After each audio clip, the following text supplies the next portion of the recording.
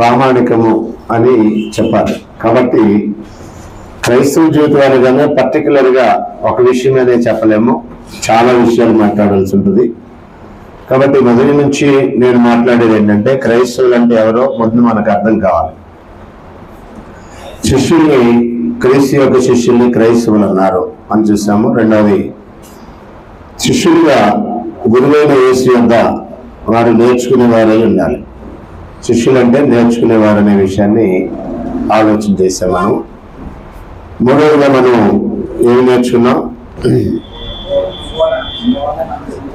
గురువైన యేసుక్రీస్తు యొక్క బోధన అంటే క్రొత్త నిబంధన అనే విషయాన్ని మనం ఆలోచన చేసాం.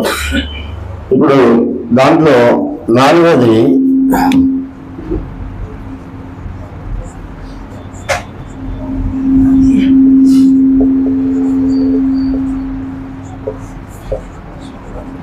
బోధనా సిబ్బంది అనే విషయాన్ని మాట్లాడదాం అనుకున్నాం. అది నేను మీకు తెలియజేశాను. అంటే బోధించడానికి దేవుని ఏర్పాటైనటువంటి ఒక ఏర్పాటు ఉంది. మీకు ఒక షార్ట్ అవుతున్నాను నేను ఇక్కడ.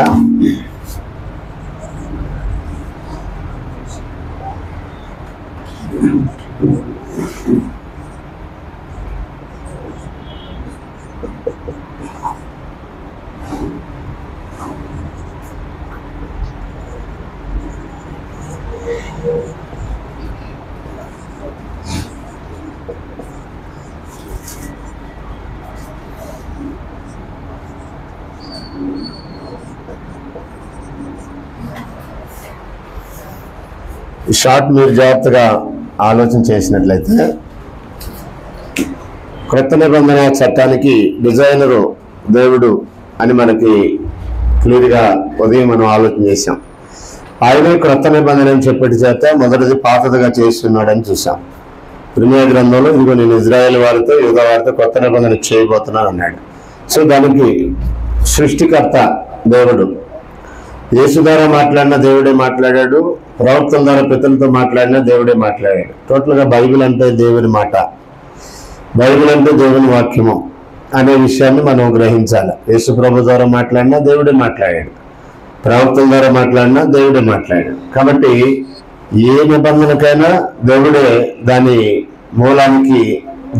మూలమై ఉన్నాడనే విషయాన్ని మనం మొదట గ్రహిస్తే, దేవుడు యేసు ప్రభుతో మాట్లాడిన సందేశము అనే విషయాన్ని ఈ కోణంలో మనం ఆలోచన చేయాలి. దానికి సంబంధించి ఆయనే యేసు ప్రభు చెప్పినటువంటి మాట మనం ఉదయం చదివాం కదా. హెబ్రీ పత్రిక 1వ అధ్యాయము 1-2 వచనాల్లో. ఇప్పుడు ఇక్కడ యేసు ప్రభు చెప్పిన మాటలు చాలా ఉన్నాయి. ఒకటి చదువుదాం. యోహాను సువార్త 8వ అధ్యాయము 26వ వచనం.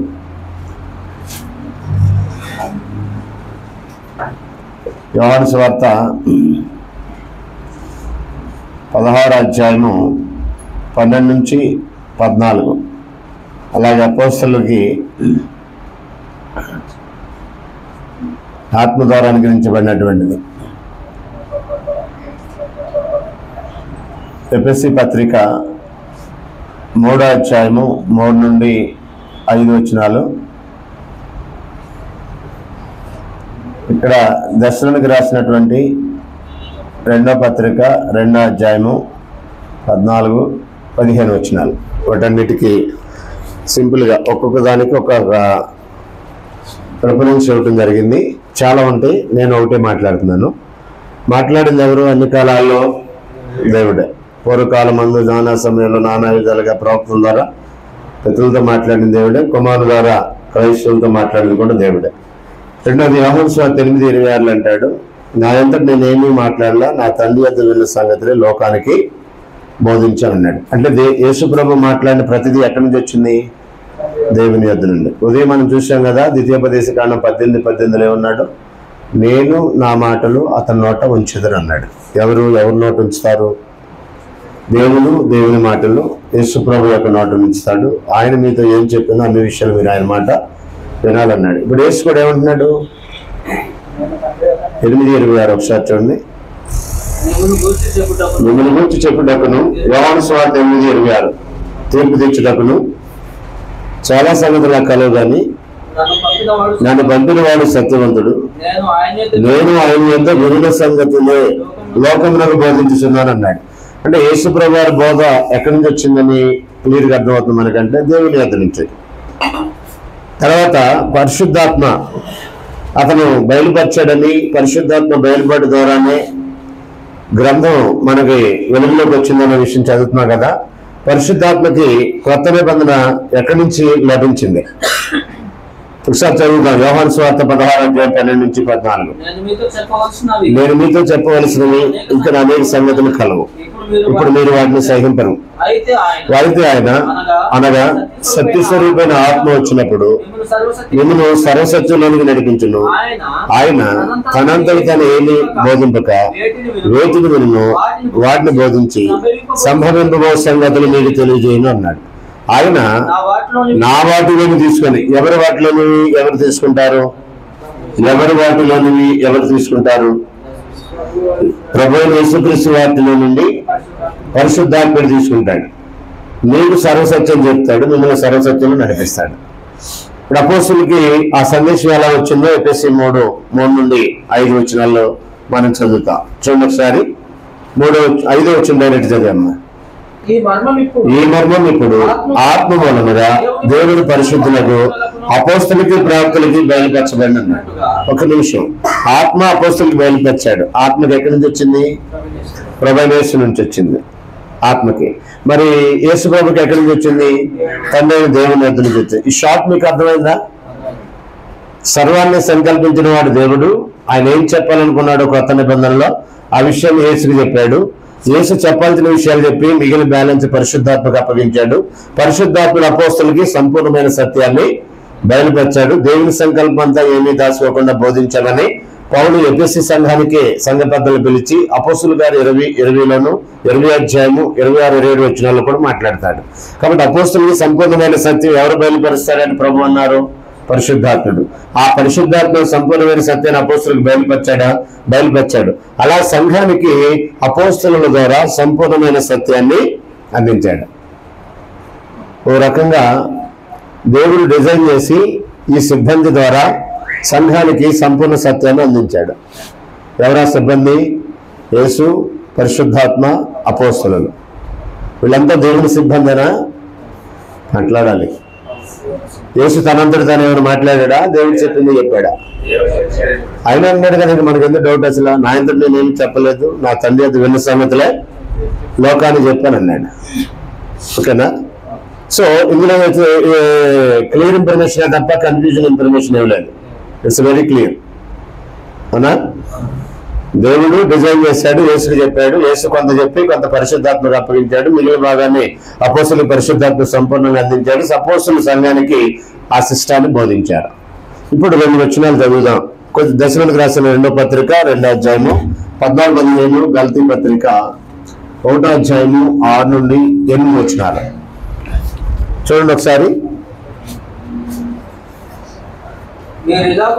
మీలాగున రక్షింపబడి మన ప్రభువైన యేసుక్రీస్తు యొక్క మహిమను పొందవాలని ఆయన మా సువార్త వల్ల మిమ్మల్ని పిలిచెను.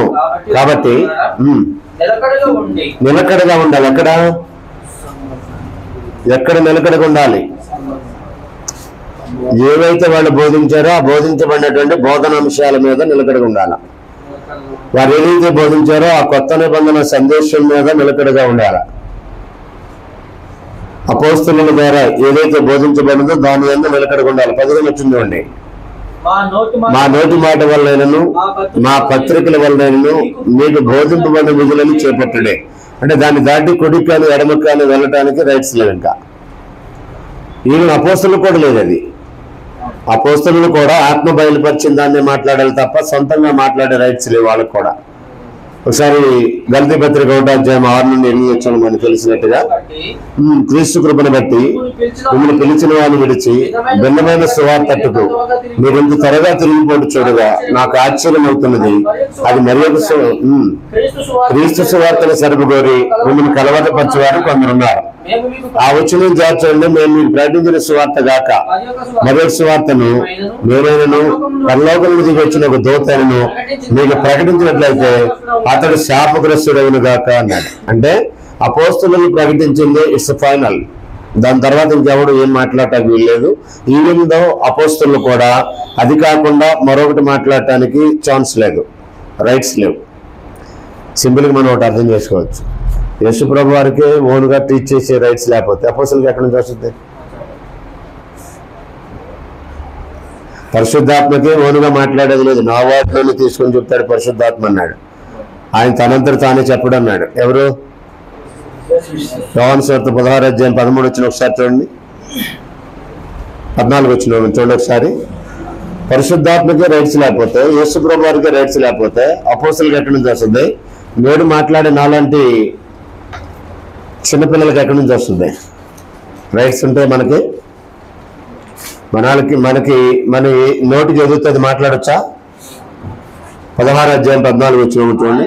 ఆయన నా వాటిలోని తీసుకొని మీకు తెలియజేయను కనుక నన్ను మహిమపరచండి. నా వాటిలో తనంతట తాను ఏమి బోధింపకానంటాడు చూడండి. 13 వచ్చిన కూడా చూడండి. అయితే ఆయన అనగా సత్యస్వరూపి అయిన ఆత్మ వచ్చినప్పుడు మిమ్మల్ని సర్వసత్యంలోనికి నడిపించును. ఆయన ఎవరైనా పరిశుద్ధాత్మ. యేసు తనంతటి తాను ఏం చెప్పలేదంట. పరిశుద్ధాత్మ తనంతటి తాను ఏం చెప్పకుండా యేసు ప్రభు వారు దేవుని వద్ద వెళ్ళిన సంగతులు చెప్పాడు. పరిశుద్ధాత్ముడు ఎవరి దగ్గర వెళ్ళి చెప్తాడు? ఎవరి వాటిలోని తీసుకొని చెప్తాడు? యేసు ప్రభు వాటిలోని తీసుకొని చెప్తాడు. తనంతటి తానేమి చెప్పడన్నాడు. మరి అపోస్తులకి యేసు ప్రభు పరిశుద్ధాత్మ బయలుపరిచింది కాకుండా మరొకటి చెప్పే రైట్స్ ఉంటాయా? అపోస్తులకి అది లేకపోతే నేడు మాట్లాడే మనకేమైనా ఉంటుందా? సో ఒక పగడ్బందీగా, ఒక ప్లాన్గా, ఒక పక్క ప్రణాళికతో దేవుడు తన సందేశాన్ని కంప్లీట్ చేశాడు. It's enough. ఇది జరిగినటువంటి ఒక 600 సంవత్సరాల తర్వాత మరలా గబ్రియల్ దూత వచ్చి మరొక వ్యక్తికి మరొక గ్రంథాన్ని బయలుపరిచాడంట. అది అంతిమ దైవ గ్రంథం అంటున్నారు కొంతమంది మనుషులు. మీకేమైనా అర్థమైందా? నేను చెప్పింది అర్థమైంది మీకు? ఖురాన్ని అంతిమ దైవ గ్రంథం అని వరల్డ్ వైడ్గా ఇస్లామిక్ ప్రాపగేషన్ సెంటర్స్ వారు పబ్లిష్ చేస్తున్నారు. అంతిమ దైవ గ్రంథం అంటే ఆఖరిగా ఎలా వచ్చింది అదనంటే మహమ్మద్ ప్రవక్త వారికి గబ్రియల్ దూత బయలుపరిచాడనేది వాళ్ళ యొక్క నమ్మకం. ఇక్కడేమో ఈయన అడిగితే మేము చెప్పింది కాకుండా మరొకటి దేవదూత చెప్పినా శాపగ్రస్తుడు అయిపోతాడు అన్నాడు. ఇప్పుడు గబ్రియల్ దూత అంత శాస్త్రం చేసి ఎలాగొచ్చి చెప్తాడు? ఒక 600 సంవత్సరాల తర్వాత 1st సెంచరీలో దేవుడు ఏం చెప్పాలనుకున్నాడో అది కంప్లీట్ అయిపోయింది. కంప్లీట్ అయిపోయిన తర్వాత ఇంకెవడైనా దాన్ని ఫాలో అవ్వాల్సిందే తప్ప ఈవెన్ అది రాజధానికి దేవుడు ఉపయోగించినటువంటి అపోస్తులైనా సరే అది కాకుండా మరొకటి చెప్తానికి రైట్స్ లేవనంటే ఇంకా మామూలు మనిషి దాన్ని కాస్త అటుగా ఇటుగానే జరపడానికి, వంకర తింకర మాటలు పలకడానికి, వంకర బోధలు చేయడానికి రైట్స్ ఉంటాయా? ఒకవేళ ఇలాంటివి ఏదైనా చేసినట్లయితే ఎవరి యొక్క అధికారంలోనికి ఇంటర్ఫేర్ అవుతున్నారు? సృష్టికర్త అయిన దేవుని అధికారంలోనికి ఇంటర్ఫేర్ అవుతున్నారు. యేసు ప్రభు అంటే వాడే నేను ఆయన అధికారంలోనికి ఇంటర్ఫేర్ అవును, ఆయన ఏం చెప్తే అదే చేస్తానంటున్నాడు. పరిశుద్ధాత్మ అంతటి వాడే యేసు దగ్గర ఏం నేర్చుకున్నాడు అదే మాట్లాడతాడు అన్నాడు. అపోస్తలులు కూడా ఆత్మ ఏదైతే బయలుపరిచాడో ఆ విషయాన్ని మాట్లాడారు.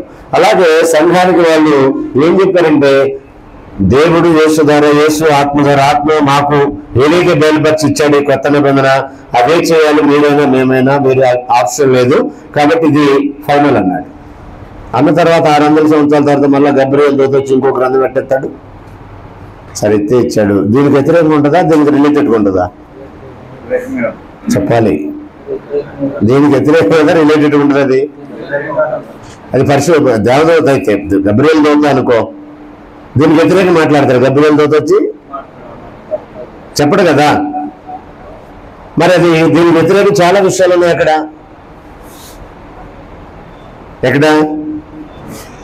యేసు ప్రభు దేవుడు అంటుంది. ఇది ఖురాన్ ప్రకారం యేసు దేవుడు కాదంటారు.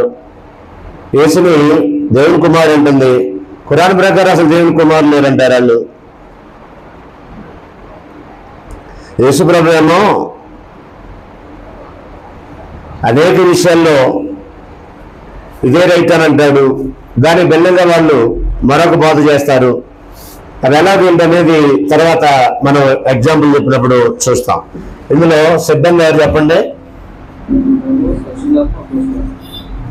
యేసుక్రీస్తు 2 పరిశుద్ధాత్మ,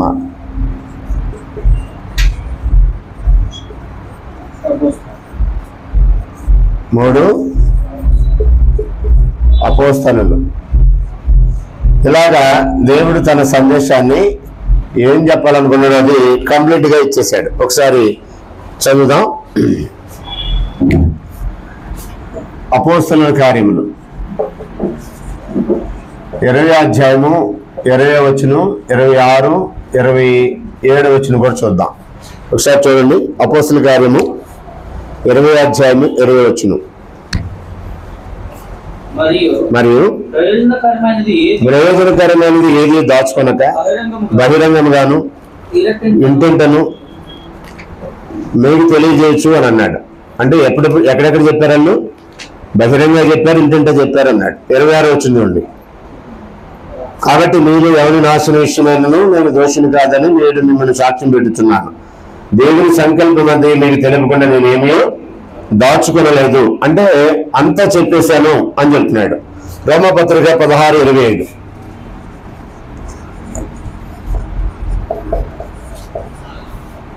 16:25 చూడండి ఒకసారి. 16:25. సమస్తమైన అన్యజనులు విశ్వాసములకు విధేయులగునట్లు అనాది నుండి రహస్యంగా ఉంచబడి ఎప్పుడు ప్రత్యక్షపరచబడిన మర్మం అనాది నుండి రహస్యంగా ఉంచబడింది, ఇప్పుడు ప్రత్యక్షపరచబడింది. నిత్యదేవుని ఆజ్ఞల ప్రకారము ప్రవక్తల లేఖనముల ద్వారా వారికి తెలుపబడి ఉన్నది. ఈ మర్మమును అనుసరించిన నా సువార్త అన్నాడు. అంటే అనాదిలోనే దేవుడు డిసైడ్ చేశాడు. ఆయన ఏదైతే డిసైడ్ చేశాడో ఆ మర్మాన్ని అపోస్తలులకు బయలుపరిచాడు. ఆ మర్మాన్ని అనుసరించే నా సువార్త ఉందని అపోస్తలుడు పౌలు అన్నాడు. అంటే అపోస్తలుడు పౌలు తనందరూ తాను ఏమి మాట్లాడటం లేదు. అనాదిలో దేవుడు నిర్మించిందే మాట్లాడాలి. ఏ అపోస్తలుడు కూడా సొంతంగా మాట్లాడింది లేదు. అనాదిలో దేవుడు నిర్మించాడు. యేసు ద్వారా కొంత చెప్పబడింది, ఆత్మ ద్వారా పరిపూర్ణంగా అపోస్తలులు చెప్పబడింది. అపోస్తలులు సంఘాన్ని చెప్పారు. చెప్పడమే కాకుండా గ్రంథం రాశారు. రాసినటువంటి గ్రంథం ఏదైతే ఉందో అది ఫైనల్ అని చూసినట్టు వరకు మనం ఈ ఫైనల్ సందేశాన్ని ఎప్పుడు నిర్మించాడు ఆయన? మోషేకి ధర్మశాస్త్రం వేయక ముందే కొత్త నిబంధన దేవుని మనసులో ఉన్నాయి. అనాదిలో ఉందంటే అర్థం ఏంటి చెప్పండి? అనాదిలో అంటే ఆది లేనప్పుడు. అపోస్తలుల యొక్క బోధ ఎప్పటిది? మోషేకి దేవుడి ధర్మశాస్త్రం వేయక ముందే దేవుని మనసులో ఉంది. దానికి టెంపరీగానే మోషే సందేశాన్ని ఇచ్చాడు మోషే ద్వారా. ఈ బోధను వీళ్ళే చెప్పాలని కూడా నిర్ణయించాడు. అపోస్తలుల గారి 10:40 చూడండి ఒకసారి. అపోస్తలుల గారి 10:40 వచనం. కొన్ని జరిగిన సంభవంలో ఏం చెప్పారంటే 40-41. దేవుని ఆయన 3వ దినమున లేపి ప్రజలందరికీ కాక దేవుని చేత ముందుగా ఏర్పరచబడిన అనగా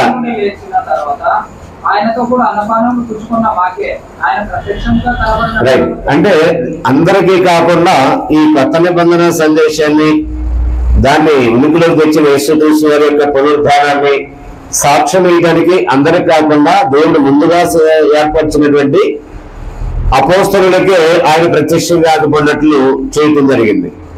ఇక్కడ జాగ్రత్త గమనించండి. సందేశం సృష్టికి ముందే నిర్ణయించబడింది.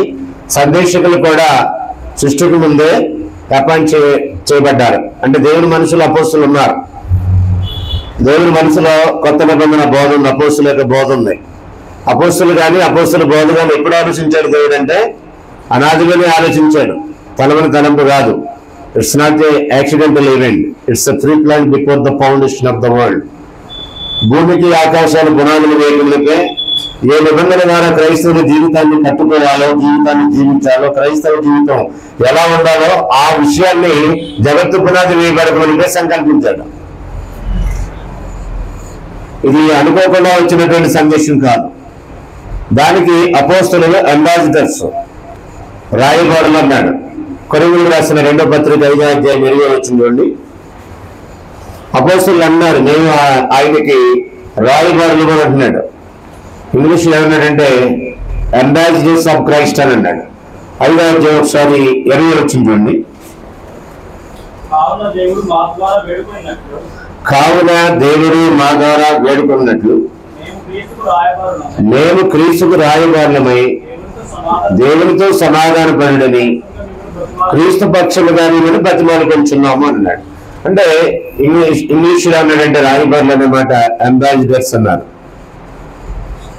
యేసుప్రభు గారికి ఈ అపోస్తుల రాయబారులు. కారణం ఏంటంటే ఈ దినమంతమంది దేవుడు క్రీస్తు ద్వారా మాట్లాడాడు. ఆయన తన సందేశాన్ని కొంత చెప్పి మిగిలిన మీరు ఇప్పుడు చెప్తే సహించలేరన్నాడు. ఆ పనిని ఫుల్ఫిల్ చేయడానికి పరిశుద్ధాత్మని పంపించమని విజ్ఞాపన చేశాడు దేవునికి. ఆయన వచ్చి తనంతట తానే కాకుండా యేసు వాటిలోనే తీసుకుని అపోస్తులు పెట్టాడు. ఈ అపోస్తులు క్రీస్తుకు రాయబారులై పనిచేయటం, సంఘాలు ఏర్పడిన సంఘాలకి సత్యాన్ని అందించడు. ఇదంతా కూడా క్రీస్తు యొక్క ఇన్స్ట్రక్షన్స్ అన్నమాట. ఒకసారి చదువుదాం చూడండి. మత్తయి సువార్త ఇక్కడ పైన రాస్తున్నాను, 28వ అధ్యాయము 18 నుంచి 20 వచనాలు.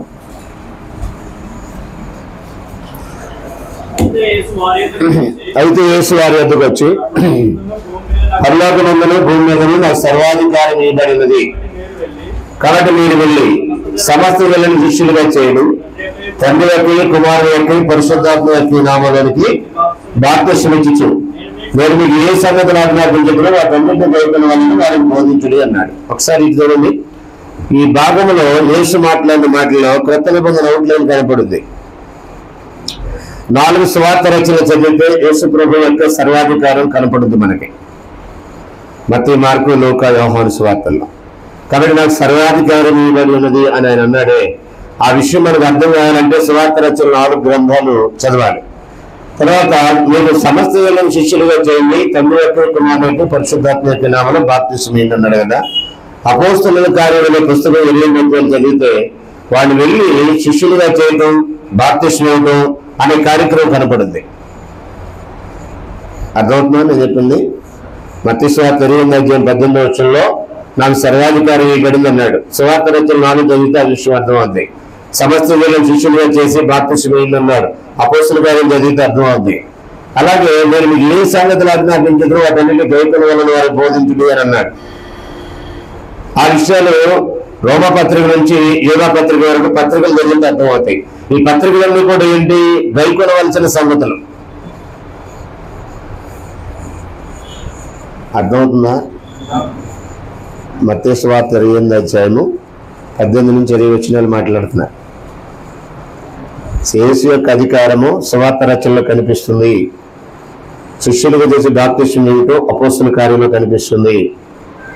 ఏ సంగతులు ఆజ్ఞాపించుతున్నో వాటన్నిటినీ గైకొన్న వాళ్ళని అని అన్నారు కదా. ఆ విషయం అయితే పత్రికలో కనబడుద్ది. పత్రికలన్నీ ఏం చెప్తాయి? గైకొనవలసిన విషయాలు ఏంటో చెప్తాయి. క్రైస్తవ జీవితం అంటే ఏంటి? ఇప్పుడు పత్రికల్లో రాయబడిన సందేశాన్ని గైకుంటాం. పత్రికలు దేనికి రాశారు? ఎలా జీవించాలో రాశారు. రోమా పత్రిక నుంచి యోగా పత్రిక వరకు ఉన్న సందేశం ఏంటి? క్రైస్తవులు ఎలా జీవించాలో చెప్పడానికి రాయబడిన పత్రికలు అవి. ఎలా జీవించకూడదో చెప్పడానికి రాయబడిన పత్రికలు అవి. ఇప్పుడు క్రైస్తవ జీవితాల గురించి మాట్లాడాలంటే ఏం చేయాలి? పత్రికలన్నీ చెప్పాలి. అవునా కాదా? చెప్పండి.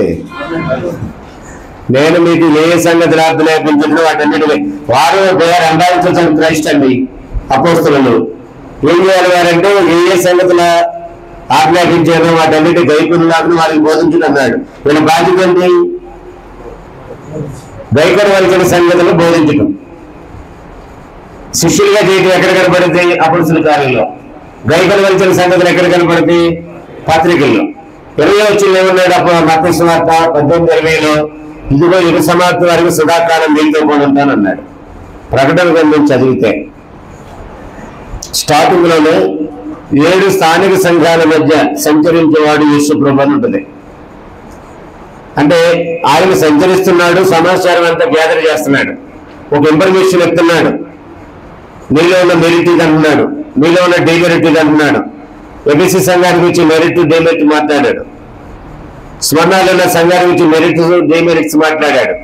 అంటే సంఘాల గురించి ఆయన బాగా తెలుసు. కనుక ఇంకన్నాడు నీ శ్రమయు దరిద్రం నేను ఎరుగుదురు అన్నాడు. అంటే సంఘం శ్రమ పడితే యేసుప్రభు తెలుసా? సంఘం శ్రమ పడితే యేసుప్రభుకి అర్థమవుతా? సంఘం శ్రమ పడినప్పుడు యేసుప్రభు వారికి ఆ విషయాలు అర్థమవుతాయా? ప్రకటన గ్రంథం మొదటి 2-3 అధ్యాయాలు చదువుతాం మీరు. 1-2-3 అధ్యాయాలు. సంఘంలో ఏం జరుగుతుందో ఎరిగిన వాడు యేసు ప్రభు అని అర్థమవుద్ది. మనం ఏమనుకుంటామంటే ఆయన ఉన్నాడా చూస్తున్నాడా, ఆయనకేం తెలుసా, నేను ఏం చేసినా ఎలా జరుగుతాడు అనేది ఒకటైతే, అసలు ఎందుకు జరుగుతుంటే ఆయన అసలు పట్టించుకోవట్లేదు ఏంటని మనం అనుకుంటాం.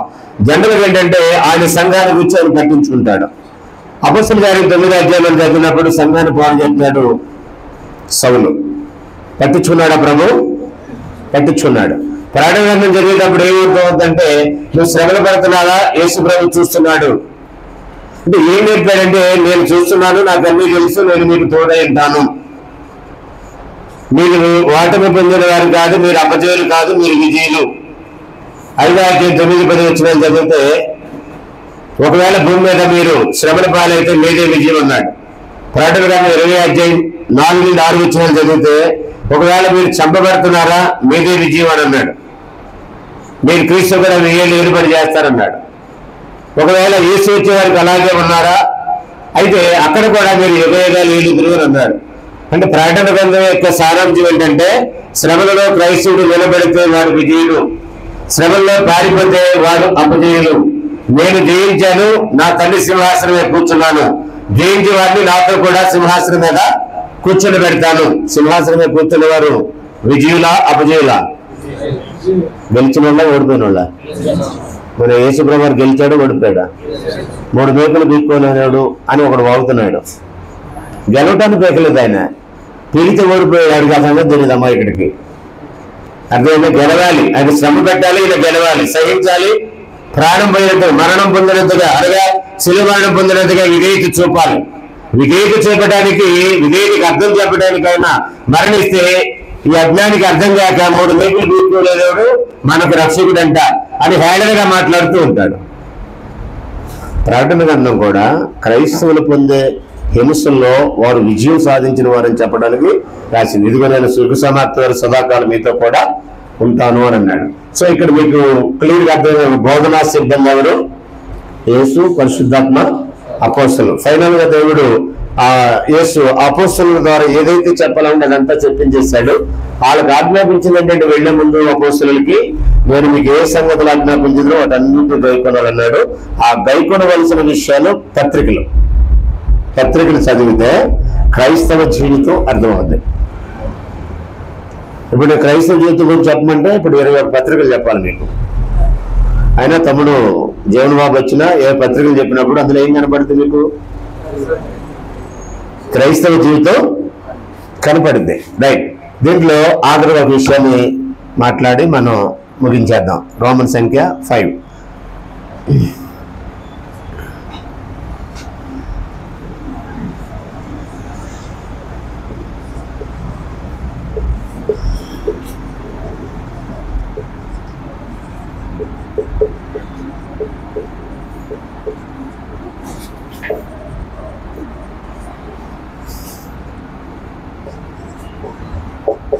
కొన్ని విషయాలను ఎందుకు అన్నానంటే, అన్ని విషయాలు చర్చించడం కుదరదు కదా, చెప్పే కదా, పత్రికలు అన్నీ చెప్పాలి కదా అన్ని విషయాలు చెప్పాలంటే. అందుకనే కొన్ని విషయాలు అనే పదాన్ని వాడా నేను. క్రైస్తవ జీవితానికి సంబంధించిన కొన్ని విషయాలు అని మనం ఆలోచన చేశాం. ఇప్పుడు చెప్పింది క్రైస్తవుల గురువు ఎవరు? యేసు ప్రభువు. ఆయన మాట వినమని ఎవరు చెప్పారు? దేవుడు చెప్పాడు. ఆయన నోటి నుంచి వచ్చే మాట ఎవరిది? దేవునిది. కాబట్టి ఆయన మాట అంటే ఎవరి మాట ఉన్నట్టు? దేవుని మాట ఉన్నట్టు. ఓకేనా? అవునా కాదా చెప్పండి. ఆయన మాటే దేవుని మాట, అవునా కాదా? నా మాటే దేవుని మాట, దేవుని మాటే నా మాట అని యేసు ప్రభు అంటే సరిపోద్దా? సరిపోద్ది. ఎందుకంటే ఆయన తనంతటి తనేమి మాట్లాడలేదు కనుక. ఆయన ఏం చెప్పాడు ఏ విషయాల మీద అనేది కొన్ని మనం ఆలోచన చేసినట్లయితే, ఇందులో మొదటిగా ఏం చేస్తామంటే 2 విషయాలు మాట్లాడతా. ఆరాధనకి సంబంధించి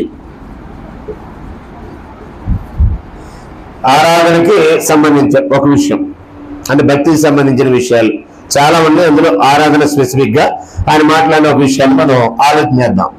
యోహాను సువార్త 4వ అధ్యాయము 20 నుంచి 24 వరకు ఏం చెప్పాడు ఆయన? సమరయ స్త్రీతో ఆయనకి మధ్య జరిగిన సంభాషణ ఇది. సమర స్త్రీ అడుగుద్ది, అయా ఒక కాలం వచ్చినది, సరే మా పితలు పర్వతం మీద ఆరాధిస్తున్నారు, ఆరాధించవలసిన స్థలం ఎక్కడ ఉందంటే యెరూషలేములో ఉంది, ఇంతకీ ఏది కరెక్ట్ అని అడుగుద్దాను. ఈయనేమన్నాడు, అమ్మ ఒక కాలం వస్తుంది, ఆ కాలం మీద మీరు యెరూషలేములో నేను పర్వతాల మీద తండ్రిని ఆరాధింపరు. అంటే యెరూషలేములో ఆరాధించే ఆరాధన ఎక్కడ స్టార్ట్ అయింది? అసలు సొలొమోను దేవాలయం కట్టిన నాటి నుండి. రాజుల మొదటి గ్రంథం 8వ అధ్యాయంలో సొలొమోను దేవాలయం కట్టిన రోజున ఆయన మొదలుపెట్టాడు, ఈ ఆలయం నీకు చాలదు, ఇది నీ నివాసస్థలం కాదు, ఆకాశ మహాకాశం నేను పట్టజాలు, నేను కట్టించిన మందిరం ఎలా పడుతుంది? ఆయనలో నాది ఒక విన్నపము, ఈ మందిరంలోకి కానీ మందిరం వైపు తిరిగి కానీ ఎవరైనా మొరపెట్టినప్పుడల్లా నువ్వు వారిని క్షమించాలి అని అన్నాడు. అప్పటి నుంచి యెరూషలేముకి ఒక ప్రత్యేకత ఏర్పడింది. వాళ్ళు ఎక్కడున్నా కానీ యెరూషలేము వెళ్ళి ఆరాధన చేయడం అనేది అలవాటైంది. రాజుల 2వ గ్రంథం 22:19 అనుకుంటా, 18:22 ఒక మాట అంటాడు. ఒకసారి చూడండి ఎవరైనా 18:22. రాజుల 2వ గ్రంథము 18వ అధ్యాయం 22వ వచనంలో, మా దేవుడైన యెహోవాను మేము నమ్ముకొనుచున్నామని మీరు చెప్పుదురేమో సరే, యెరూషలేమందు మీ బలిపీఠమునందు మాత్రమే మీరు తండ్రిని ఆరాధించాలి అని అన్నాడు. అంటే ఎక్కడికి వెళ్ళి ఆరాధించాలి? యెరూషలేములో అనే మాట ఉంది అక్కడ. చదువు ఒకసారి. మా దేవుడు యెహోవాను మేము నమ్ముకొనుచున్నామని మీరు నాతో చెప్పుదురేమో సరే, యెరూషలేమందు ఈ బలిపీఠమునందు మాత్రమే ఆరాధన చేయాలి. ఎక్కడికి వెళ్ళాలి ఆరాధనకి? అందుకని అపొస్తలుడు ఎక్కడికి వెళ్ళాడు? అపొస్తలుల గారు 8వ అధ్యాయంలో యెరూషలేముకి వెళ్ళాడు. అపొస్తలుల గారు 2వ అధ్యాయంలో భక్తి గల యూదులు ఎక్కడ కూడారు? పెంతెకొస్తు పండుగ చేయడానికి యెరూషలేములోనే కూడారు. 2వ అధ్యాయం మనం చదివితే. ఎందుకని యెరూషలేముకి వెళ్ళారు? అక్కడికే వెళ్ళి చేయాలని ఒక నియమం ఉంది. ఇప్పుడు యేసుప్రభు చెప్పిన దాని ప్రకారం అది నిలిచిందా? ఇంకా ఆ సిస్టమ్ క్లోజ్ అయిందా? మత్తయి సువార్త 24వ అధ్యాయం 1వ వచనం. మత్తయి సువార్త 24వ అధ్యాయం 1వ వచనం ఒకసారి 1వ వచనం చూడండి. 24:1 మత్తయి సువార్త 24వ అధ్యాయం 1వ వచనం. యేసు దేవాలయం నుండి వెళ్ళి బయలుదేరి వెళ్ళుచుండగా ఆయన శిష్యులు ఆ దేవాలయమును ఆయన చూపి, అందుకైనా మీరు ఇవన్నీ చూస్తున్నారు కదా, రాతి మీద రాయితీ ఒకటైనను ఇక్కడ నిలిచుండదని పడద్రోయబడుతుందని మీతో నిశ్చయంగా చెప్తున్నాను. డౌట్ లేదు, కన్ఫర్మ్డ్ గా రాసుకోండి అని అన్నట్టు. కన్ఫర్మ్డ్ గా ఇట్ విల్ బి డిస్ట్రాయిడ్ అని అన్నాడు. అంటే AD 70లో యేసు చెప్పినట్టుగా ఆ దేవాలయం కూల్చివేయబడింది. ఇంకా తర్వాత అక్కడ మందిర నిర్మాణం ఇప్పటికీ జరగల. ఇప్పుడు ఏదో కొంతమంది అమాయకులు ఏదో కడతామంటున్నారు, కట్టినా ఉపయోగం ఏమి లేదు. ఎందుకని? ఎవడో మొన్న ఎర్రని పేర్లు దొరికినాయి అంట, వాటిని అమెరికాలో బాగా పెంచారంట, ప్రత్యేకమైన విమానం యెరూషలేము తీసుకొచ్చారంట, వాటిని టెంపుల్ ప్రాటిస్ట్యూట్ సెంటర్లో వాటిని భద్రం చేశారంట. అది సిద్ధం కాగానే బయలుపరచడం అంట. 3వ దేవాలయము 4వ దేవాలయం అని అనుకున్నది ఒకటి కడతారంట. యేసుప్రభు మెస్సియా వచ్చేదానికి రెడీ అయిపోతుంది అని చెప్పేసి ఏవో కథలు చెప్తున్నారు కొంతమంది అబద్ధికులు. వాస్తవానికి ఈ నిత్యమైన బలి యేసుప్రభు అర్పించేశాడు. ఇంకెవరు బలి అర్పించాల్సిన అవసరం లేదు, భౌతికమైన బలు ఇంకెవరు అర్పించాల్సిన అవసరం లేదు. తర్వాత యెరూషలేములో జరిగే ఈ సిస్టము ఆగిపోద్ది అన్నాడు. అసలు యెరూషలేము దేవాలయమే కూల్చివేయబడుద్ది అన్నాడా? ఈ 2 మాటలు ఎవరు చెప్పారు? ఎవరు చెప్పారని అన్నా నేను. యేసుప్రభు వారు. ఆయన నోట్లో ఆ మాటలు పెట్టింది ఎవరు? చెప్పాలి. ఎవరు మాట్లాడించారు ఆయన చేత ఆ మాటలో? యెరూషలేములో ఆరాధన ఆగిపోద్ది అని ఎవరు చెప్పమన్నారు ఆయనకి? దేవుడు చెప్పాడు. అలాగే యెరూషలేము దేవాలయం కూలిపోద్ది ఎవరు చెప్పారు ఆయనకి? దేవుడు చెప్పాడండి. ఇక అక్కడ ఉండదన్నాడు. ఒక కాలం వస్తుంది అన్నాడు. ఎలాగొచ్చింది? ఎలాంటి ఆరాధన అంటే ఆత్మతో సత్యముతో ఆరాధించే కాలము వస్తుంది, అది మీ మధ్యకి ఇప్పుడే వచ్చినది.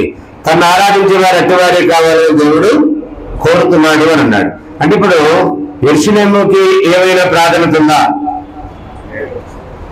దాని చూడటానికి దాని ఏదో పవిత్ర స్థలం, హోలీ ల్యాండ్ అని, అక్కడేదో టెంపుల్ కట్టబడాలని ప్రపంచవ్యాప్తంగా గుడ్డిగా నమ్మేటటువంటి గుడ్డి క్రైస్తులు అనబడే వాళ్ళు కొంతమంది ప్రార్థనలు చేస్తున్నారు. చేయొచ్చలాగా? కూలిపోద్దని ఆయన అన్నాడు, ఆరాధన అక్కడ ఆగిపోద్ది అన్నాడు. అన్నాక నువ్వు మళ్ళీ ఏంటి అంటే ఆయనకి సలహాలు ఇస్తావా? మాట్లాడండి. ఎవరు చెప్పారండి? ఆయన యేసు ప్రభుకి ఎవరు చెప్పారు అది కూలిపోద్దని? దేవుడు అలా చెప్పింది. ఆయన సొంతంగా చెప్పండి. ఆయన అన్నాడా నా అంతా నేనేం చెప్పట్లేదని? మరి కూలిపోతే దేవాలయం కూలిపోతే రాత్రి మీద రాయిగా ఒకటి కూడా ఉండదని ఎవరు చెప్పారు? దేవుడా చెప్పింది. దేవుడు ఆయన చెప్పించాడు. దేవుడు ఆయన నోట్లో పెట్టాడు ఆ మాట. మరి దేవాలయం అక్కడ ఆరాధన ఆగిపోతుంది కూడా ఎవరు చెప్పారు? దేవుడే చెప్పాడు. మళ్ళీ ఇంతగా క్లియర్ గా దేవుడు చెప్పిన తర్వాత మళ్ళీ పేజాటమేంటి, మళ్ళీ అరణ పేలు తరగటమేంటి, మళ్ళీ దాన్ని బలి సిద్ధం చేయటమేంటి, మళ్ళీ దేవాలయం కట్టాలంటే మళ్ళీ మెస్సియా రాబోతున్నట్టు ఎదురు పెట్టమేంటి? వాస్తవానికి ఇవి తెలియక ప్రభుత్వాలు కూడా యెరూషలేము యాత్రకి హోలీ ల్యాండ్ టూర్ కానీ ప్రభుత్వం కూడా కొంత సొమ్ము ఎత్తుందంట. ఎందుకు? అనవసరం ప్రజల డబ్బు దండగా. Jerusalem is not a Holi land, it's a cursed land. Now it's a cursed land. అంటే ఇప్పుడు అది శపించబడిన నేల. దేవుడు దాన్ని శపించాడు. లేకపోతే దాన్ని కూడగొట్టడం టైటస్ కాదు, అది బాబు వల్ల కూడా కాదు. టైటస్లు అంటూ 1,00,000 మంది కూడా యెరూషలేం కావాలని టచ్ చేయలేరు. పర్మిషన్ ఎవరిచ్చారు? నెబుకద్నెజరుకి ఒక రోజు సొలొమోను కట్టిన మందిరాన్ని పడగొట్టడానికి. మీరు దినవృత్తాంతం 2:36 అధ్యాయం చదవండి. పర్మిషన్ దేవుడే ఇచ్చాడు. అలాగే AD 70లో ఎదురు కట్టినటువంటి ఆలయాన్ని పడగొడతారని యేసుప్రభు అన్నాడు కదా, అది టైటస్ కాలంలో జరిగింది హిస్టరీ. మరి టైటస్ గా పర్మిషన్ ఎవరు ఇచ్చారు? దేవుడే ఇచ్చాడు. ఆయన ఇచ్చి పడగొట్టమంటే మళ్ళీ ఎవరు కట్టడానికి? ఇంకోటి ఏంటంటే ఒక ఆలయం యేసుప్రభు ద్వారా ఆయన కడుతున్నాడు, ఇంకెవడు కట్టడానికి వీల్లేదు. యెరూషలేం ఎందుకు పడగొట్టడానికి పర్మిషన్ ఇచ్చాడు? మీకు ఒక సీక్రెట్ చెప్తున్నాను. పాత నిబంధనలో జరిగిన ప్రతి విషయాలు నీడ, నిజం కాదు. ఆ దేవాలయం కూడా నీడ, నిజం కాదు. నిజమైన దేవాలయ నిర్మాణకుడు యేసుప్రభు వారు, ఆయనే కట్టాలి. జకర్యా 6:12-13 అంటాడు, సిగిరను ఒకడు కలడు, అతడు తన స్థలంలో సిగిర్చును, అతడు యెహోవాలయం కట్టును, అతడే యెహోవాలయం కట్టును అన్నాడు. ఎవరా సిగురు? 2:22-5 చదివితే యేసుప్రభు వారు. యేసుప్రభు కట్టాలి ఆలయం. మళ్ళీ కూడా దూడం తీసుకొస్తా కోస్తాను మళ్ళీ కడతానంటే కట్టుకో, నీ దరిద్రం అది. అక్కడికి దేవుడు దాన్ని పట్టించుకోడు, దాని గురించి అసలు ఆలోచనే చేయడు. అదేదో హోలీ ల్యాండ్ కట్ట. ఆయన శపించిన తర్వాత నువ్వెవరో హోలీ ల్యాండ్ అంటానికి? ఆయన శపిస్తే కదా టైటస్ దాన్ని పడగొట్టింది.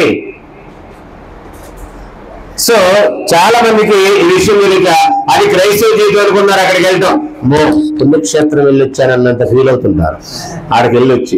ఆడికి అదొక రకమైనటువంటి సైకలాజికల్ డిజార్డర్ అయితే, ఇంకొక సైకలాజికల్ డిజార్డర్ ఇంకో తెక్కులోడు వచ్చి హోలీ లేకపోతే అక్కడ నుంచి హోలీ వాటర్ అని చెప్పి అక్కడ నుంచి ఆ వాటర్ తీసుకొచ్చి అమ్మే దరిద్రులు ఉన్నారు. అంటే యెరూషలేం వెళ్ళాము మేము, యొర్దాను నది నీరు తెచ్చాము. యొర్దాను నది హోలీ ల్యాండ్ అని హోలీ వాటర్ అని ఎవరు చెప్పాడు? అది మురికి నీరు. అది అర్థమైందా? ఆ దేశంలో ఎక్కడో కొండల నుంచి పారే మురికి నీరు అది. ఇప్పుడు కొండల నుంచి మురికి నీరు పారుతాయా? పారుకుంటే అక్కడ కొన్ని కొండల నుంచి గోదావరికి వెళ్తాయి. ఎలా ఉంటాయా గోదావరి నీళ్ళు? కొండల నుంచి పారే గోదావరి నీరు ఎలా ఉంటాయండి? మురికేలా ఉంటాయి. ఇప్పుడైనా ఏమైనా వర్షాలు తగ్గిన కొద్దిగా తెల్లబడతాయి, కానీ యొర్దాను నదులు ఎప్పుడు మురికే ఉంటుంది. నైమాన్ అన్నాడు కదా, మా దేశంలో ఇంతకైనా శ్రేష్టమైన నదులు లేవా? ఏంటి యొర్దాను నదులకి మనం అంటున్నాడు అంటే ఆ దేశంలోనే మంచి నదులు ఉన్నాయి యొర్దాను నది కంటే. అంతేనా? మాట్లాడదండి. ఈ దరిద్రుడికి అర్థం కాక బయలుకి రాక అక్కడి నుంచి నీళ్ళు తీసుకొచ్చి హోలీ వాటర్ అంటాడు. అమాయకులా కొనుక్కొని తాగిసేస్తున్నారు. ఇష్యూ ఏంటంటే ఆరాధించబడే స్థలం మారిపోయింది. ఆరాధించవలసిన స్థలం క్రీస్తు సంఘమే దేవుని ఆలయం. దాన్ని కట్టుతున్న వాడు యేసుప్రభు వారు. ఆయన కట్టే ఆలయంలోనే దేవుడు నివాసం ఉంటాడు. ఏ విషయం తెలియక భక్తి పేరట భ్రష్టత్వంలో బతుకుతున్నారు మనుషులు. క్రీస్తు సంఘంలో కూడా ఎంతమందికి ఈ విషయం తెలిస్తే నాకు డౌటే. సువార్థికులకు కూడా. యెరూషలేం ఇప్పటికీ హోలీ ల్యాండా? ఇప్పుడు హోలీ ప్లేస్ ఏంటి?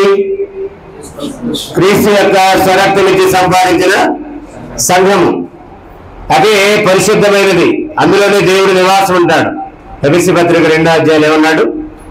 19 నుంచి చదివితే 20 అంటాడు, క్రీస్తు ముఖ్యమైన మూలరాయి ఉన్నదా, అపోస్తుల ప్రవర్తన చేసిన పునాది మీద మీరు కట్టబడి ఉన్నారు. ప్రతి కట్టడం ఆయనలో చక్కగా అమర్చబడి ప్రభువును పరిశుద్ధమైన దేవాలయం అంటే రూపుకొనుచున్నది. ఆయన మీరు కూడా ఆత్మమూలంగా దేవునికి నివాస స్థలమైనకు కట్టబడి ఉన్నారు అని అన్నాడు. ఎవరు దేవుని నివాస స్థలము? యెరూషలేము దేవాలయమా? క్రీస్తు కట్టిన దేవాలయమా? దీన్ని ఏమన్నాడు తెలుసా? పాలస్తీనా యెరూషలేము అన్నాడు, యెరూషలేము దేవాలయాన్ని. సంఘాన్ని ఏమన్నాడు తెలుసా? పరలోక యెరూషలేము అన్నాడు. పిచ్చోడికి అర్థం కాక ఇంకా పాలస్తీనా యెరూషలేము మీద చూపు ఉంది. ఆల్రెడీ పరలోక యెరూషలేమును కట్టుతున్నాడు యేసుప్రభువు. మీకు అర్థమవుతుందా? సంఘాన్ని ఏమన్నాడు? పరలోక యెరూషలేము అన్నాడు, పైనున్న యెరూషలేము అన్నాడు, నూతన యెరూషలేము అన్నాడు. ఇంకా పాత యెరూషలేము ఏంటి? ఇంకా భూసంబంధమైన యెరూషలేము ఏంటి? ఇంకా పాలస్తీనా యెరూషలేము ఏంటి? పరలోక యెరూషలేముకి రావాలి. ఎక్కడికి వెళ్ళొచ్చానంటే యెరూషలేము వెళ్ళొచ్చాను కానీ యెరూషలేము వెళ్ళొచ్చారా అని అంటాను. మీరేం చెప్పాలంటే నూతన యెరూషలేముకి వెళ్ళొచ్చాను అనాలి. అది ఎక్కడ ఉందనంటే పాడేరులో ఉందని చెప్పాలి. అది ఎక్కడుందంటే చింతపల్లిలో ఉందని చెప్పాలి. అది ఎక్కడుందంటే గాలిపల్లి ఉందని చెప్పాలి. అది ఎక్కడుందంటే విజయవాడలో ఉంది. పరలోక యెరూషలేము అది. ఉన్నాయా ఈ పదాలన్నీ? గ్రంథాలు ఉన్నాయా? సంఘాన్ని పరలోక యెరూషలేము అన్నాడా? సంఘాన్ని నూతన యెరూషలేము అన్నాడా? ప్రకటన 25వ అధ్యాయంలో. సంఘాన్ని పరలోక యెరూషలేము అన్నాడా? హెబ్రీ 12:22లో. అలాగే సంఘాన్ని పైనున్న యెరూషలేము అన్నాడు గలతీ పత్రిక 4వ అధ్యాయంలో. కాబట్టి ఇవన్నీ బైబిల్ ఉన్నాయి. కాబట్టి ఆరాధన ఎక్కడ చేయాలనేది కన్ఫ్యూజన్ చాలా మందికి. అది క్రైస్తవ జీవితం కాదు. ఈ క్రైస్తవ జీవితం నూతన యెరూషలేములో గడపాలి. నువ్వు నిజంగా క్రైస్తవుడు అయితే నూతన యెరూషలేము అనే క్రీస్తు సంఘానికి వెళ్ళి దేవుణ్ణి ఆరాధించాలి. అది నిజమైన క్రైస్తవ జీవితం. తర్వాత దాంట్లో మరొక విషయం ఏం చెప్పాడంటే దేవుడు ఆరాధన కోరేవాడు అన్నాడు. ఎవరు దేవుడు ఆరాధన కోరింది? యేసుప్రభువా దేవుడా? అంటే తండ్రి అయిన దేవుడా? ప్రభు యేసు ఆరాధన కోరింది ఎవరు? ఎవరిని ఆరాధించాలి? ఎవరు చెప్పారన్నమాట? ఆయన నోటి ఎవరు పెట్టారన్నమాట? టోటల్గా అంటే ఆ మాట ధిక్కరించి ఎవరు ధిక్కరిస్తున్నట్టు? లేదు ప్రభు, నేను నిన్ను కూడా ఆరాధిస్తా. నా స్తుతి పాత్రుడా నా యేసయ్యా, నా ఆరాధనకు నీవే యోగ్యుడవయ్యా అని ఒక ఆయన పాట రాశాడు, యేసన్న గారు. పాప ఆయనకు బైబిల్ తెలియదు కనుక ఏదో రాసుకుంటాడు. కొంతమంది సువార్థికులు కూడా తింగరోళ్ళు ఈ పాట పాడుతున్నారు. యేసన్న గారి కంటే పాపం బైబిల్ ఏదో కథలు చెప్పుకొని మార్త కథ మరీ కథ వాళ్ళు జాన్వేసులో చెప్పాడు మొన్న ఈ మధ్య. ఆయన మాకేం బైబిల్ లేకుండా కథలు నేర్పాడు. రాజమండ్రి జాన్వేసులు ఉన్నాడు ఆ తెక్కలోడు, ఒప్పుకున్నాడు. తెక్కలోడు అని ఒక నిజం ఒప్పుకున్నాడు. యేసన్న గారు మాకేం నేర్పలేదే, కథలు నేర్పాడు. తర్వాత ఎవరో మహానుభావులు రాసిన పుస్తకాలు చదివి నేర్చుకున్నామేమని ఒక క్లిప్ వచ్చింది, యూట్యూబ్లో ఉంది, అది మీరు చూసారు లేదో. సరే, ఆయనకంటే బైబిల్ తెలియదు అనుకో, వదిలేస్తే అసలు బైబిల్ ట్రైనింగ్ వెళ్ళి చేసే వాళ్ళు కూడా వీళ్ళు కూడా ఆయన ఆరాధిస్తామంటారు. ఇప్పుడు యేసు మాట గౌరవించినట్ట లేక తిరస్కారం? అది యేసు పాదల్లో మీ దేవుడు ఎవరు? నా దేవుడే మీ దేవుడు అన్నాడు 20వ అధ్యాయం 17 వచ్చిన యోహాను సువార్తలో. నా తండ్రి మీ తండ్రి అన్నాడు. యోహాను 17వ అధ్యాయులు నేను ఆయన ప్రార్థన చేస్తున్నాను, మీరు కూడా ఆయనకి చేయండి అన్నాడు. మీరు ఇక్కడ నేను ఆయన ఆరాధిస్తున్నాను, మీరు కూడా ఆయన ఆరాధించండి అన్నాడు. అంత క్లియర్గా ఆయన చెప్పా కూడా ఎన్నని చెప్పు, నేను నిన్ను ఆరాధిస్తా, నీకే ప్రార్థన చేస్తానంటే నిజమైన క్రైస్తవ జీవితం అది. వదిలేస్తున్నాను. రెండో విషయానికి వెళ్తే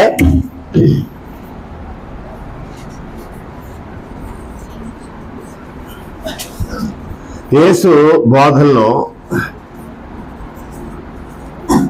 కొన్ని ఉదాహరణలు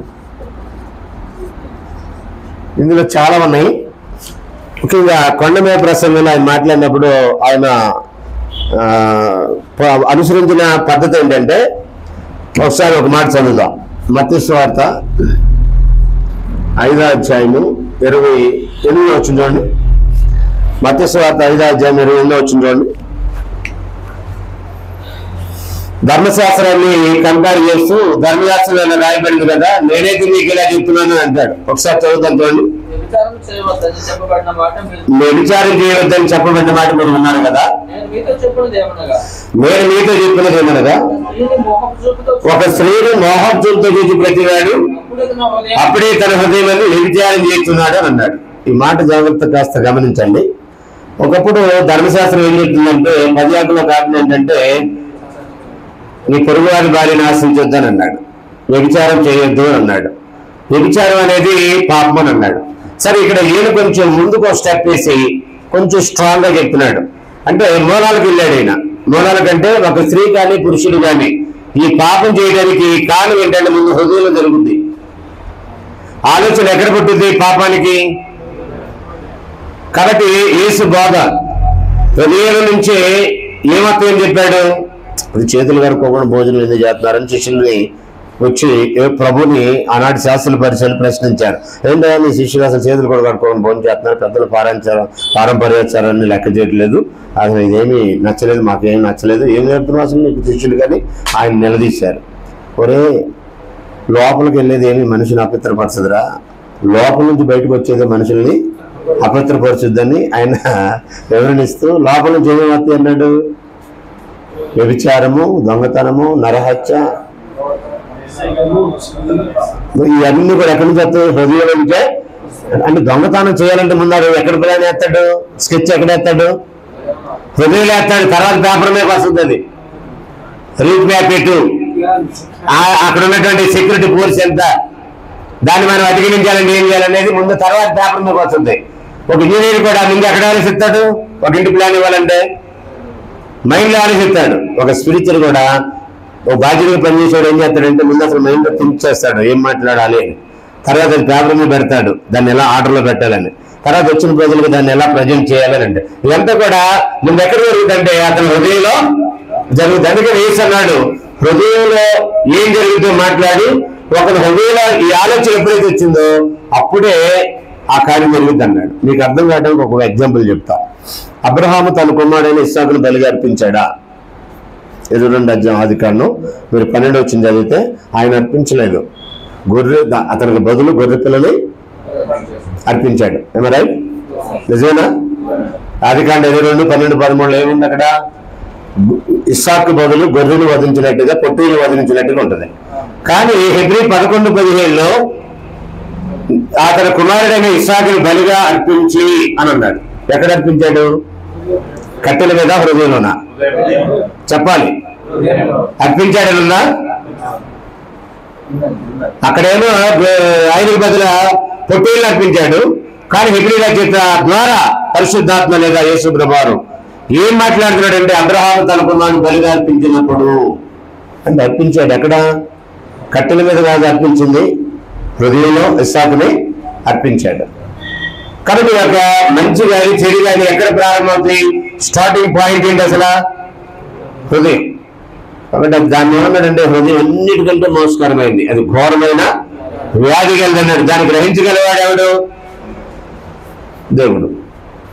కాబట్టి దేవుడు ఏం చేశాడంటే హృదయం మీద దాడి చేసి, హృదయం మీద బోధన చేసి దేవుడు యేసు ద్వారా హృదయం ఏం జరుగుతుందో చెప్పించాడు. ఇదే మత్తయి సువార్త 19వ అధ్యాయంలోకి రండి ఒకసారి. వాటి నుంచి కొన్ని వచనాలు మనం చదివితే 8 వరకు రాసుకోండి. అక్కడ ఏమన్నాడు చూడండి. ఒక ఉదాహరణ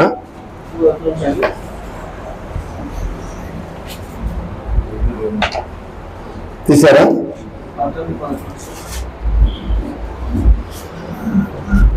19వ అధ్యాయం మొదటి నుండి లేదా 5 నుంచి చదవండి. పురుషుడు తల్లిదండ్రులను విడిచి తన భార్యను హత్తుకొను, వారిద్దరు ఏక శరీరమైందురు చెప్పనని కాబట్టి వారికని ఇద్దరు కాక ఏక శరీరంగా ఉన్నారు కనుక దేవుడు జతపరిచిన వారిని మనుషులు వేరు చేయకూడదు అని అన్నాడు అని అందుకు వారు అలాగైతే పరిత్యాగ పత్రిక అంటే విడాకుల పత్రం ఇచ్చి ఆమెను విడనాడమని మోషే ఎందుకు ఆజ్ఞాపించాడు అన్నాడు. ఎందుకు ఆజ్ఞాపించాడు అన్నాడు అంటే కింద ఆయన ఏం సమాధానం చెప్పాడు? ఆయన మీ హృదయ కాఠిన్యం వలన దాన్ని బట్టి మీ హృదయ కాఠిన్యమును బట్టి మీ బాధలను విడనాడమని మోసే సెలవిచ్చను. కానీ ఆది నుండి అలాగే లేదన్నాడు. ఆది నుండి అంటే ఎక్కడికి వెళ్ళాడు? ఆదాము దగ్గరికి వెళ్ళాడు. అంటే ఒక ఆదాము చేసిన తర్వాత సాటైన సహాయం కావాలన్నప్పుడు ఒక ఆమెనే చేశాడా, ఇద్దరు ఆమెను చేశాడా? అంటే అక్కడికి ఎందుకు వెళ్ళాడు ఈయన? ప్రశ్న ఏంటి అసలు? ఇప్పుడు ప్రశ్న ఏ కారణం చొప్పునైనా పురుషుడు తన భార్యను విడనాడవచ్చు అనేది అది ప్రశ్న. ఈయన ఎందుకు అసలు ఆదాము దగ్గరికి ఎందుకు వెళ్ళాడు?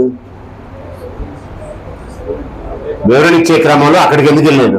ఏం నేర్పాలనుకున్నాడు అక్కడ పాఠం చెప్పండి. దేవుని సంకల్పంలో ఒక పురుషుడికి ఒక స్త్రీ, ఒక స్త్రీకి ఒక పురుషుడు అనేది దేవుని ఏర్పాటు. పెళ్లిలో ప్రమాణాలు కూడా ఏం చెబుతారంటే చావు తప్ప ఏది నిన్ను నన్ను ఎడబాయకూడదు అని. ఆఖరికి ఏం చెప్తారంటే దేవుడి జతపరచిన వారి మనుషులు వేరు చేయకూడదు అని. ఇందాక ఒక విషయం చెప్పాను నేను. ఆత్మ ద్వారా అపోస్తులకి కంప్లీట్ సమాచారం వచ్చిన తర్వాత ఈ దేవదూతలు కూడా దాన్ని మార్చడానికి పాసిబిలిటీ లేదన్నప్పుడు 600 సంవత్సరాల తర్వాత గబ్రియల్ దూత ఎలా మారుస్తాడని నేను అన్నాను. అంటే దీనికి వేరుగా ఈ సిస్టమ్ ఎవరిది? దేవుడి నిర్మలంతమంది కుమారుల ద్వారా మాట్లాడిన చట్టం ఇది. దీనికి వేరుగా గబ్రియల్ దూత వచ్చాయి. ఇక్కడ 7 భార్యలు ఉంటే అక్కడ 14 మంది ఉంటారని రాయించారా? ఖురాన్లో ఏముందంటే ఇక్కడ 7 బల్లాలు ఉంటే అక్కడ 14 మంది పెళ్ళాలు ఉంటారని రాసి ఉంది. ఈయన ద్వారా ఏం చెప్పించాడు దేవుడు? యేసుప్రభు ద్వారా చెప్పాలి. ఒక పురుషుడు ఒక స్త్రీ. కొరింథీ రాసిన 2వ పత్రిక 11:2 పవిత్రాలైన కన్యకలుగా, అంటే ఒకటే కన్యక, ఒక్కడే పురుషునికి అనగా క్రీస్తుకి మిమ్మల్ని సమర్పించవాలని ప్రదానం చేసేది అని అన్నాడు. కొరింథీ రాసిన 1వ పత్రిక 7:1 జాగ్రత్తం జరుగుతుంది కనుక ప్రతి స్త్రీకి సొంత భర్త ఉండాలి, ప్రతి పురుషుడికి సొంత భార్య ఉండాలి. ఈ సొంత అనే మాటకు అర్థం ఏంటి? Own husband and own wife అని అన్నాడు. అంటే అద్దె భర్తలు అద్దె భార్యలు కూడా ఉంటారు, అద్దెళ్ళు లాగా, అద్దెళ్ళు సొంత ఇళ్ళు లాగా. అంటే అది కూడా ఒక 2 ఇళ్ళు అంటారు అప్పుడప్పుడు. నేను 2 ఇళ్ళు మెయింటైన్ చేస్తాను నేను అని మా ఊర్లో ఒకడు కాలు ఎగరేస్తూ ఉండేవాడు. అంటే ఏం లేదు, వాళ్ళ ఆవిడ కాకుండా ఇంకొక ఆవిడతో సంబంధం పెట్టుకొని కాళ్ళు ఎగరేస్తున్నాడు. వాస్తవానికి పాప అతను తెలియదు, అమాయకుడు అట్టా చేస్తాడు. ఇప్పుడు బైబిల్ తెలిసినోడు కూడా అట్టా చేస్తాడా? ఈ మధ్య ఒక అతను అన్నాడు, మా ఇంట్లో ఎప్పుడు రామజపం వినపడింది, చిన్నప్పటి నుంచి విన్నానన్నాడు. సరే, ఇప్పుడు ఆయన 3 పిల్లలు చేసుకున్నాడు. ఏకపత్ని వ్రతుడు అని నేను గూగుల్లో సెర్చ్ చేస్తే శ్రీరాముల వారు ఏకపత్ని వ్రతుడు అని రాసి ఉన్నాయి.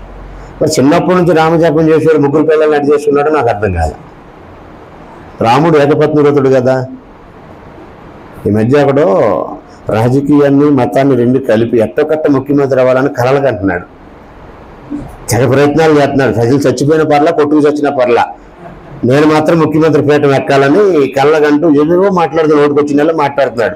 చిన్నప్పటి నుంచి ఒకప్పుడు ఏమో వాళ్ళ నాన్న ఆ దీపారాధనలో సిగరెట్లు కాల్చోడు అంటాడు, మా నాన్న కదా నాస్తికుడు అంటాడు. మళ్ళీ అదే మాట మళ్ళీ యూటర్న్ తీసుకుని మళ్ళీ చిన్నప్పటి నుంచి మా ఇంట్లో రామజపం వినపడుద్దని అంటాడు.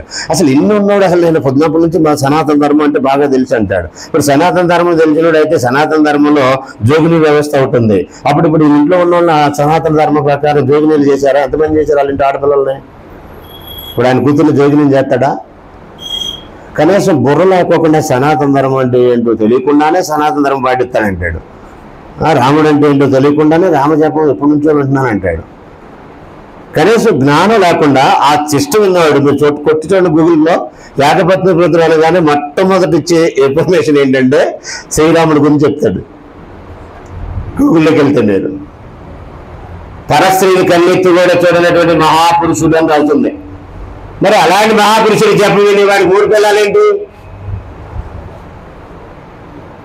అంటే ఎక్కడి నుంచి నేర్చుకున్నారంటే ఈ సిస్టమ్ దేవదూతలు కూడా మార్చడానికి వీళ్ళని చెప్పిన తర్వాత మళ్ళా గబ్రియల్ దూత వచ్చి పర్లేదు ఎరుగుని చేసి అక్కడ 14 ఉంటే రాస్తాడా? నేను ఖురాన్ ఎందుకు నమ్మను? ఇందుకే నమ్మను. ఖురాన్ దేవుడి గ్రంథం కాదు. అసలు ఆ దేవుడు అల్లా ఎవడు నాకు తెలియదన్నా. ఒక 700 మంది ముస్లింలు డిబేట్లో ఒక డిబేట్కి నేను వెళ్ళినప్పుడు అల్లా ఎవడు నాకు తెలియదన్నా. నిజంగా నాకు తెలియదు. ఆయన నుంచి నేను ఎప్పుడు స్టడీ చేయాల. నేను ఖురాన్ నమ్మను. ఎందుకు నమ్మనంటే యేసుప్రభు చెప్పాడు, ఒక స్త్రీ బతికుండగా మరో స్త్రీని పెళ్లి చేసుకున్నాడు, వ్యభిచారం చేస్తున్నాడు అని. కానీ ఖురాన్ చెప్తుంది 7 చేసుకున్నా తప్పు లేదు, అక్కడ కూడా ఉంటుందని, అక్కడ కూడా 7 ఉంటారని. నేను ఎలా నమ్ముతున్నప్పుడు?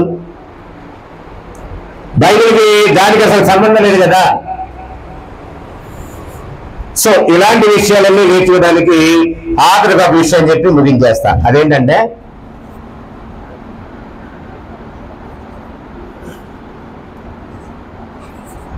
దేవుని మందిరానికి క్రమంగా హాజరవ్వాలి. మీరు వచ్చిన రాసుకోండి, ఇక్కడ కాలంలో నేను చెప్తాను. క్రైస్తవుల గురించి మాట్లాడుతూ క్రైస్తవ జీవితం ఎలా ఉండాలని చెప్తూ యెషయా గ్రంథం 2వ అధ్యాయము ఒకసారి అందరు చూడండి. 3వ వచనం. క్రైస్తవ జీవితానికి యేసు యొక్క బోధలే మూలమని చూసే వారికి కొత్త నిబంధనే క్రైస్తవ జీవితాన్ని నిర్దేశించేదని చూసాము. అక్కడికి మందిరానికి ఎందుకు వెళ్ళాలో ఆ విషయాలు మాట్లాడుతున్నాడు. యెషయా గ్రంథం 2వ అధ్యాయము 3వ వచనం. ఆ కాలమందు షియోనులో నుండి ధర్మశాస్త్రము, యెరూషలేములోని యెహోవాకు బయలువెళ్ళెను. జనులు గుంపులు గుంపులుగా వచ్చి యాకోబు దేవుని మందిరమునకును యెహోవా పర్వతమునకును మనం వెళ్ళుదమునండి. ఆయన తన మార్గముల విషయమై మనకు బోధించును, మనం ఆయన త్రోవలో నడుతుమని చెప్పుకుందరు. అంటే క్రైస్తవ జీవితాన్ని ఎలా నడుచుకోవాలో ఎవరు చెప్పాలనంటే మందిరానికి వెళితే దేవుడు చెప్తాడు. రండి మనం యెహోవా మందిరానికి వెళదాం, ఆయన తన మార్గాల విషయమై మనకు బోధించును, మనం ఆయన త్రోవలో నడుచుకుందాము. నేను మీకు ఏ సంగతులు ఆజ్ఞాపించేదో వాటి అన్నిటి గైకొనవలని వారికి బోధించండి. తెలుగు యొక్క పత్రికల్లో ఉన్నటువంటి సమాచారం ఏంటంటే గైకొనవలసిన విషయాలను ఇంతకుముందు మనం చూసాం. ఆ గైకొన విషయాన్ని బోధించబడే బోధన స్థలం ఏంటి? యెరూషలేమా, నూతన యెరూషలేమా, పాలస్తీనా యెరూషలేమా, పరలోక యెరూషలేమా? ఎక్కడికి వెళ్ళాలి? పాలస్తీనా యెరూషలేము కాదు, పరలోక యెరూషలేమైన క్రీస్తు సంఘానికి వెళ్ళాలి. అక్కడికి వెళితే ఏం జరుగుతుందంటే యెహోవా తన మార్గాల విషయమే మనకు బోధిస్తాడు. ఎవరి ద్వారా? యేసు ద్వారా. ఎవరి ద్వారా? ఆత్మ ద్వారా. ఎవరి ద్వారా? అపోస్తలుల ద్వారా. ఎవరి ద్వారా? వాళ్ళ కొత్త నిబంధన. నడుచుకోవలసిన విషయాలు మందిరానికి క్రమంగా హాజరైతే ఎలా నడవాలో ఎలా నడవకూడదో నేర్పించబడతాయి. ఇక్కడ అసలు ఆ మందిరానికి వెళ్ళే కార్యక్రమాన్ని చాలా మంది నిర్లక్ష్యం చేస్తున్నారు. 122వ కీర్తన చదివితే షాడో మందిరానికి వెళ్ళటానికి దావీదుకి భలే ఉత్సాహం అంట. యెరూషలేము దేవాలయం షాడోనా నిజమా? లేడాది నిజం కాదు. నిజమైన దేవాలయం ఎవరు కడుతున్నారు? సొలొమోను కాదు, యేసు ప్రభువు కడుతున్నాడు. మరి సొలొమోను కట్టిన మందిరానికి వెళ్ళటానికి లేకపోతే సొలొమోను కంటే ముందు ఉన్నటువంటి ఆ ప్రత్యక్ష గుడారానికి వెళ్ళటానికి దావీదుకి ఎలా ఉండేదంటే ప్రత్యక్ష గుడారానికి వెళ్ళేటప్పుడు యెహోవా మందిరానికి వెళ్దాం, జనులు పలుకుగా నేను వింటిని, నేను సంతోషించుతుని అన్నాడు. ఒక దినము ఆ మందిరంలో గడిపితే 1000 దినాలు గడిపినట్టుగా ఫీల్ అయ్యాడు దావీదు. సొలొమోను మందిరానికి వెళ్ళాకని చాలా మంది అలాగే ఫీల్ అయ్యేవారు. కానీ ఇప్పుడు ఎక్కడికి వెళ్ళాలి? యేసు ప్రభువు కడుతున్న మందిరానికి రావాలి. ఆ మందిరానికి వచ్చేటప్పుడు మీ వైద్యం ఎలా ఉంది? మనుషులకి సిస్టమ్ అర్థం కాబట్టి కారణం ఏంటి తెలుసా? 10 గంటలకు ఆరాధన అంటే 10:30కి వచ్చేవాళ్ళు ఉంటారు. 10 గంటలకు ఆరాధన అంటే 11ంటికి వచ్చేవాళ్ళు ఉంటారు. నిజంగా నీకు దేవుడు అంటే భయం ఉంటే 10 గంటలకు ఆరాధన అంటే 9 గంటలు రెడీ అయిపోవాలి. నువ్వు ట్రావెల్ చేసి రావాలంటే ఆ ట్రావెల్ కూడా కలుపుకొని టైం సెట్ చేసుకోవాలి. అంతేకాని ఇక్కడ ఆరాధన 10 గంటల కంటే నిర్లక్ష్యంగా 9 గంటలకి బాత్రూమ్కి వెళ్తున్నారు అనుకోండి, స్నానాలకు వెళ్తున్నారు అనుకోండి, భయం ఉన్న మనుషులు చేసే పని అది. దేవుడు అంటే భయం ఉన్న వాళ్ళు ఎలా చేస్తారా? ఆఫీస్కి వెళ్ళాలంటే 10 గంటలకు ఎన్నింటికి బయలుదేరుతారు? 10 గంటలకు బాత్రూమ్కి వెళ్తారా? చెప్పాలి. ఆఫీస్ టైం 10 గంటలకండి, ఎన్ని గంటలకు వెళ్తారు? 10 గంటలకు బాత్రూమ్కి వెళ్ళి స్నానాలు చేసి తీర్చి 11ంటికి వెళ్తారా? బాధ్యత లేని వాళ్ళు అయితే వెళ్తారు. ఇప్పుడు అసలు కుదరదు, ఎందుకంటే బయోమెట్రిక్ సిస్టమ్ వచ్చింది. గవర్నమెంట్ సెక్టార్లో బయోమెట్రిక్ సిస్టమ్ అనేది ఒకటి ఎస్టాబ్లిష్డ్ అయింది. తెలుసా మీకు? అది తెలుసు కదా. ఫింగర్ ప్రింట్ పెడతారు. ఈ వేలు పెట్టగానే ఈ వ్యక్తి ఎప్పుడు వచ్చాడు, ఎప్పుడు వెళ్తున్నాడు, మొత్తం స్టోరీ అంతా ఉంటుంది అక్కడ. కాబట్టి ఇన్ టైంకి ప్రజెంట్ అవుతున్నారు. కానీ ఆరాధన భక్తి కార్యక్రమాలు అనేసరికి టైం సెన్స్ అనేది లేదు. అందుకనే ఆరాధనకు వెళ్ళేటప్పుడే టైం సెన్స్ లేకపోతే అక్కడ చెప్పే విషయాల మీద ఏమాత్రం అవగాహన, ఏమాత్రం దృష్టి పెట్టే అవకాశాలు ఉండవు. కాబట్టి దేవుని కార్యక్రమాల పట్ల శ్రద్ధ ఉండాలి, భక్తి ఉండాలి. దాన్ని టైం ప్రకారం చేయాలి. ఇందులో చూసాం కదా మనం నిజ క్రైస్తవులు ఎలా ఉంటారంటే తల్లి కన్నా, తండ్రి కన్నా, భార్య కన్నా, బిడ్డల కన్నా, అన్నదమ్ముల కన్నా, అక్కచెల్లి కన్నా ప్రాణం కంటే కూడా ప్రభువుకి అధిక ప్రాధాన్యత ఇస్తారు. ప్రభువుకి అలాంటి అధిక ప్రాధాన్యత ఇచ్చే మనుషులైతే ఎలా ఉంటారు? ఆరాధన టైంలో 10 అంటే 9:30కే వచ్చి దీని అంత అవసరమైతే ఇక్కడ పనులు ఉంటే ఆ పనులు చేస్తారు. అదేమీ కాకుండా 10 గంటల కంటే 10 గంటలకు రెడీ కార్యక్రమం 10:30కో 11ంటికి వస్తున్నారంటే మార్చుకోవాలి. ఇవన్నీ నేర్పేది ఇక్కడే. మనం ఎలా బతకాలో ఎలా బతకూడదో నేర్పించేది సంఘం యొక్క కోడికలు. ఆ కోడికల్ని ఎప్పుడైతే ఒక వ్యక్తి క్రమంగా టైం సెన్స్ తో హాజరయ్యి ఒక పర్టికులర్ నోట్స్ పెట్టి చెప్పిన ప్రతి విషయాన్ని రాసుకొని దర్యాలో ఉన్నటువంటి ప్రజల్లాగా ప్రతిదినం లేఖనాలు పరిశోధిస్తారో వారు నిజమైన క్రైస్తవ జీవితాన్ని జీవించడానికి పూనుకుంటారు. చాలా విషయాలు నేను మాట్లాడవచ్చు, వదిలేస్తున్నాను. ఆరాధన సంబంధించి నువ్వు చేసే కార్యక్రమాలు నిలిచిపోయిన వాటిని చేస్తున్నావా, ఇప్పుడున్న వాటిని చేస్తున్నావా? యేసు బాధల్లో కొన్ని విషయాలు నీ క్యారెక్టర్ సంబంధించి నువ్వు దైనందిన జీవితంలో డైలీ లైఫ్ లో నువ్వు చేసే ప్రతి కార్యం యేసు బాధలు అనుసరించున్నాయా లేక లోకల మనుషుల్ని అనుసరించి చేస్తున్నావా? ఆఖరిగా ఇవన్నీ నీకు క్రమంగా నేర్పే సంఘ కార్యక్రమాలకి క్రమశిక్షణతో హాజరవుతున్నావా లేక నీకు నచ్చిన టైంలో వెళ్ళొస్తున్నావా? చాలా మందికి ఒక్కొక్క ఆదివారం వెళ్ళకపోయినా పర్లేదని దగ్గరికి వస్తారు. ఆలస్యం వెళ్ళడం ఒక ప్రాబ్లం అయితే అసలు పూర్తిగా గైర్హాజరవడం ఇంకొక ప్రాబ్లం. అది ఏమన్నాడంటే కొరింథీ పత్రికలో ముందు అది బలహీనత అన్నాడు. 11వ అధ్యాయంలో 28వ వచనం అనుకుంటే అక్కడ అంటాడు బలహీనత అన్నాడు, తర్వాత రాజులు అన్నాడు, తర్వాత కొంతమంది నిద్రించుచున్నారు అని అన్నాడు. ఎన్నో వచనం చదవండి, ముగించేద్దాం. కొరింథీయులకు రాసిన మొదటి పత్రిక 11వ అధ్యాయము 30వ వచనం చదవండి డైరెక్ట్ గా. ఎవరైతే నిర్లక్ష్యం ఉన్నారో సంఘ కార్యక్రమాలకి వాళ్ళు ఎలా తయారవుతారంటే బలవంతులుగా తయారవరు, బలహీనంగా మారిపోతారు. డే బై డే బలవంతులుగా ఆత్మీయంగా బలవంతులుగా ఎదగలిచిన వారు బలహీనంగా మారిపోతారు.